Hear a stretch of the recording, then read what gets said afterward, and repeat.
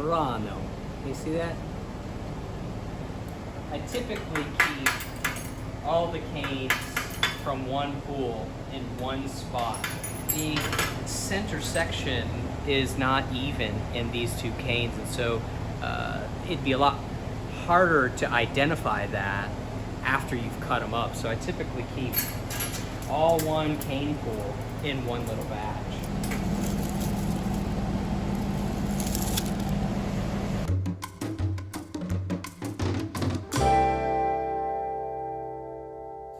So yesterday we pulled some black canes, and simple black canes. We'll show you in another video how those are actually made.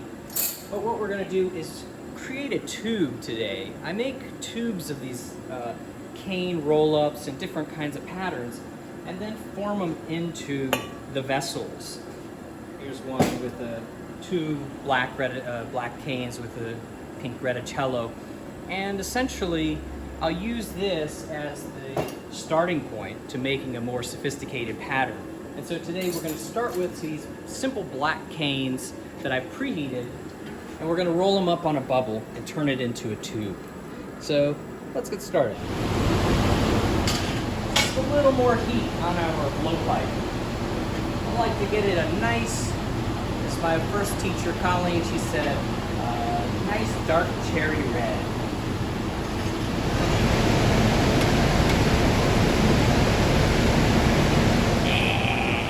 Start this bubble by blowing in the end and capping the pipe with my thumb, and that creates a pressure which, if the glass is hot enough, it pushes that bubble right to the center. So from then on I'll use my mouth to inflate it, but if I was trying to use my mouth that entire time, it'd be hard to see what's going on. So a lot of times to get that start bubble, I'll cap it by blowing and locking my thumb on the end. The whole principle is air expands as it gets hot, so this end of the blowpipe is very hot, and so if the glass is soft enough and the air is expanding and pushing out, if the glass is soft enough, it can push the bubble and start it. That's the whole principle behind it. So it's cooled down to the point to where we can actually gather on it.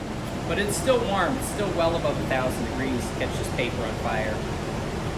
So you don't want it to get too cold, but you want it cold enough that it's going to support the weight of another layer of liquid glass.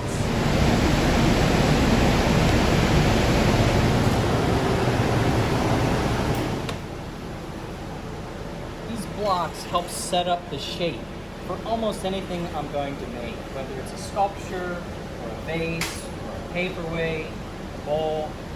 It's all going to be formed from the get-go with these blocks. It just sets up the bubble so that you can begin to start blowing it very even. So this is actually a wet pad of newspaper. I squirt water on it, and essentially this is what enables me to shape the glass with my hand. So we'll get it hot, put a little bit of air in it, get it blown up just enough so that we can take one more gather and add these canes.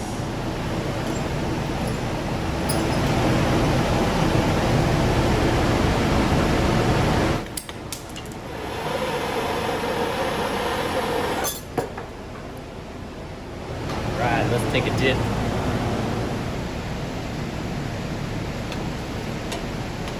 And I'm stripping a lot of this glass off in the furnace and letting it drip back in.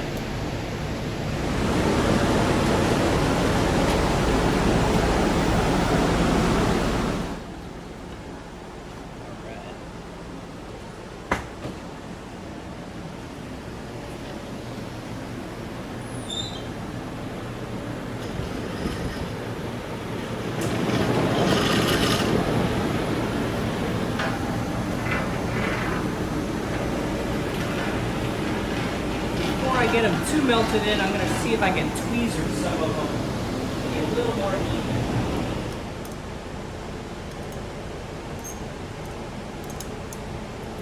By the time this is blown up, that won't be noticeable, that it's slightly bigger, or it will be very, very imperceptible.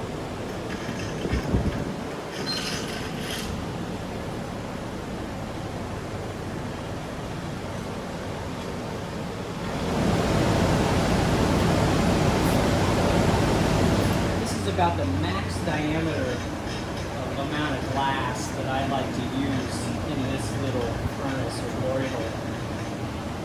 It really becomes tricky, you know, when you've only got an inch or so on the top or bottom. So I don't like to use too much more glass than this in these small ones because they don't heat up nearly as much because there's not as much material, and it's, you got to be a lot more careful. The first thing I'm going to do before I do anything, when I come out, I'm going to stretch it because I can feel that the back end is not nearly as hot as it needs to get, but I'm not sure I'll get it that hot in this furnace. So I'm going to try to swing it and pull out some of that glass. And that helped to elongate some of that. This is helping too. I'm keeping the pipe at an angle. I'm blowing hard. And what that's doing is inflating it and making it easier for it to come off, or to thin and then fall.